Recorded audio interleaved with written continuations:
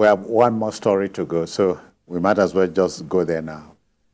You know, in these crazy days, when we yoke under fuel supply disruptions, and when we wonder why we have allowed our refineries to go down, it's cheering, to say the least, that both the Port Harcourt and the Warri refineries would become operational next year. The chairman of the Senate Committee on Petroleum Downstream, Ifeanyi Uba, has assured citizens that the two refineries will become operational by the end of 2024. Senator Uba is attending the 2024 Offshore Technology Conference in faraway Houston, Texas. The good times might yet come again. Senator Uba says his mandate is to ensure that the refineries in the country are up and functional. Do you trust him? Until when they become functional. Okay. And we can see that they have the capacity to produce.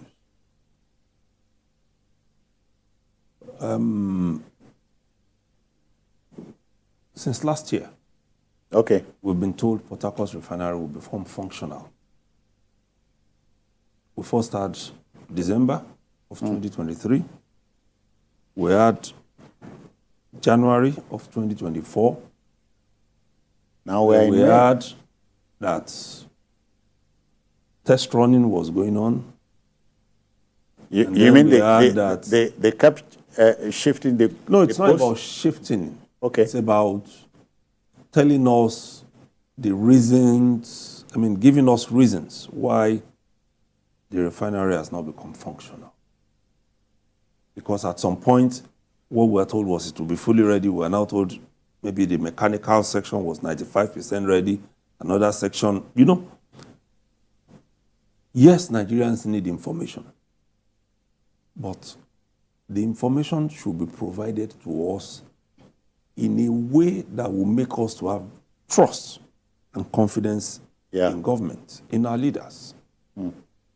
That is key. When you run your home... So you don't trust this information? This particular one? I'm not sure that I trust it. Yes, okay. Once bitten, no. I'll make my reasons known. When Dangote Refinery came on stream, we were told, or ordinarily, what a lot of Nigerians were expecting was that it was going to start with petrol. It started with diesel. But when it was going to start with diesel, it waited over 6 months. After commission. But you are told why? So, yes, there was no crude. No crude to run the refinery. But is that not a paradox? Well, it is really, but it's part of the problem that some of us envisage with these refineries becoming functional. If Dangote has his money to buy crude from Nigeria, and he couldn't get it, and according to the management of the refinery, they had to look in the direction of the United States of America for crude, then it shows that something is missing. Because it will have been in the interest of Nigeria to sell crude to him. It will arrive faster. It will be cheaper in terms of cutting away the cost of freight. It would have done us a lot of good. So the big question is, even if these refineries become functional today, will they get crude supply? Tony, but not that you share the diffidence of Dotu in this regard. If both Port Harcourt and Warri refineries come back to life, it will be cheering news. Yeah, well, definitely, it will be cheering news. Yeah. Nigerians will be happy. In fact, we're looking forward to it. But the issue is the sincerity around it. Do you know how many times we heard about turnaround maintenance, billions of dollars that have been spent, and nothing?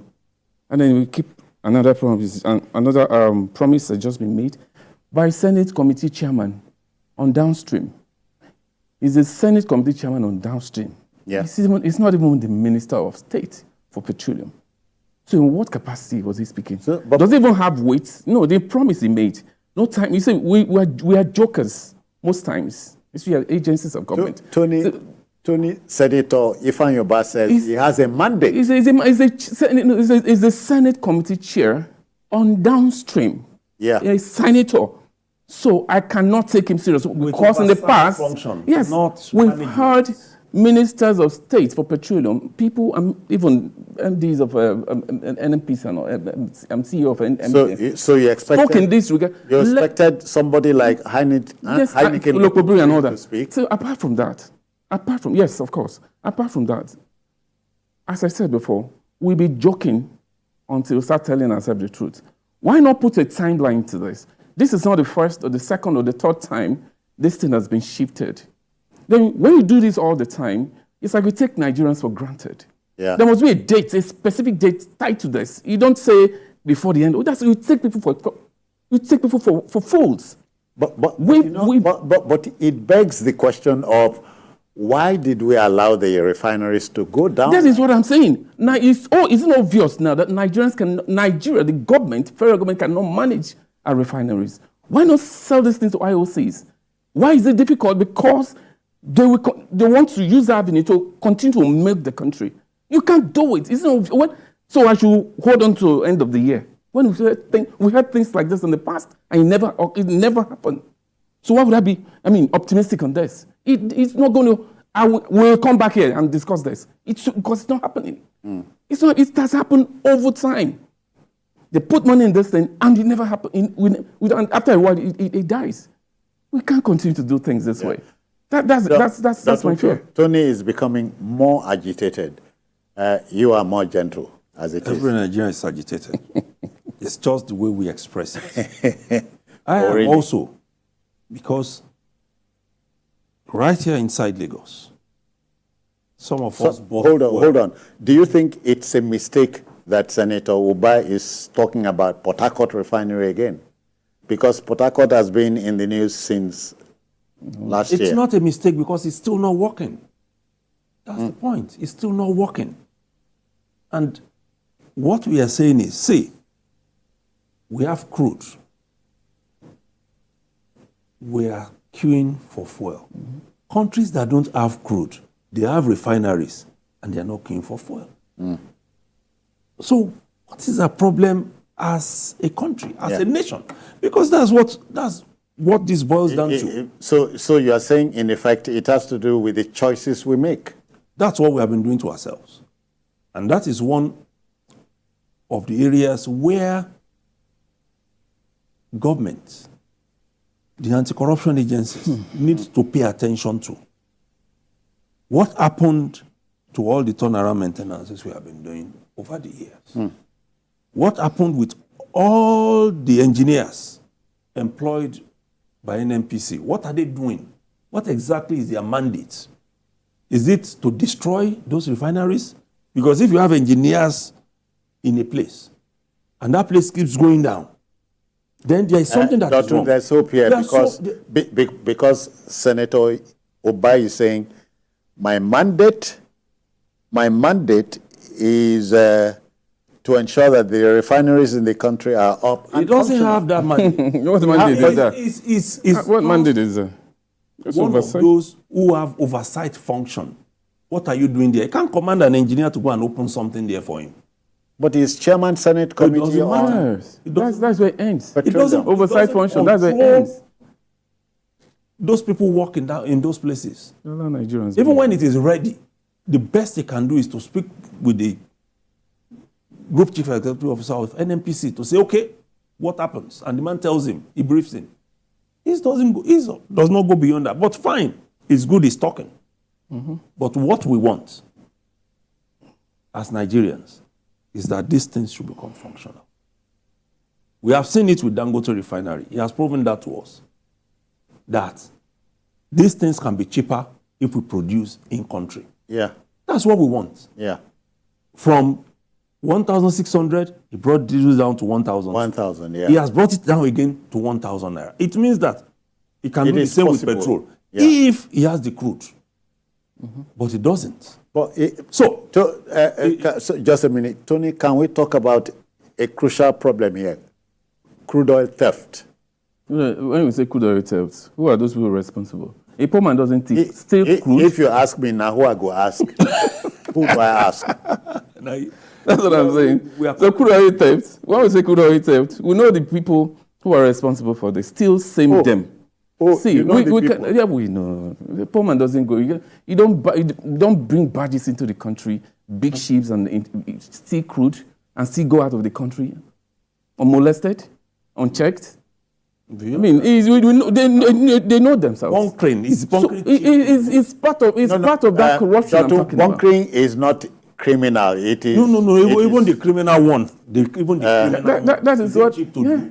It's not for the faint-hearted. It's not for the poor. We know it's been over time. Understanding. So it's part of the corruption we're talking understanding the politics of crude oil production in my country is a tall order. Is a difficult job. Big time order, and it's something we can actually tackle if we have the will to sort it.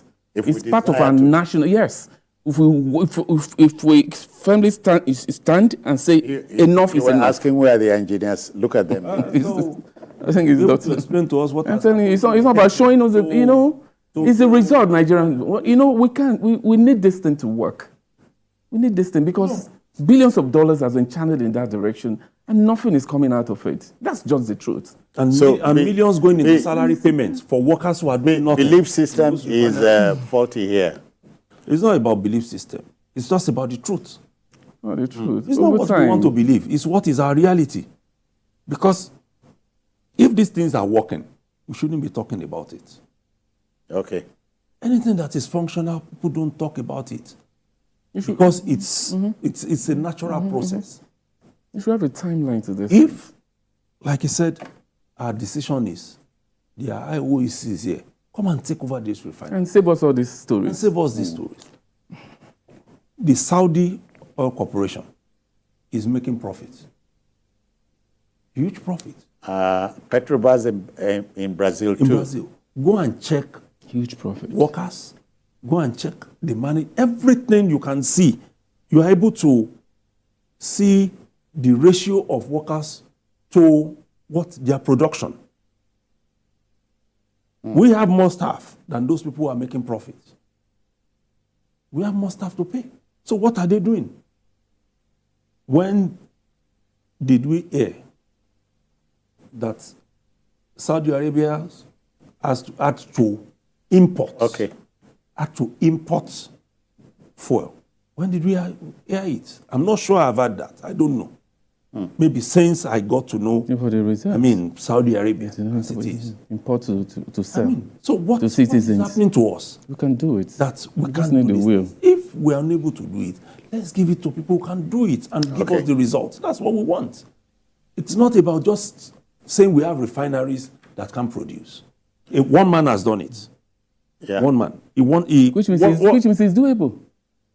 What people were looking for was that he was even going to buy one of these ones. But gentlemen, don't kill my desire to spread the news for effect here. Senator Ifan Yoba, Chairman Senate Committee on Petroleum Downstream, has said both the Port Harcourt and the Warri refineries should be back alive and well by the end of next year. We are not waiting for an eternity. Yeah, it's good that you have said it. It's good. And that's what we also want. I don't have a problem with that. It's not about saying by the end of this year. We must go. So there must be a date to it. There must be dates to these things. Thank you for coming. Thank you, sir. Dr. Waladikwa, many thanks for your time too. Thank you for having me again. Okay, that will just about do it for the program today. If you missed any part of it, not to worry. Join us later tonight at 11 o'clock for a late edition or a repeat broadcast. But on Sunday, we expand the field for you from 1:30 to 3:30. And of course, find us on YouTube at youtube.com/TVC News Nigeria. I am Citizen Jones Usen. Bye-bye now. Take care.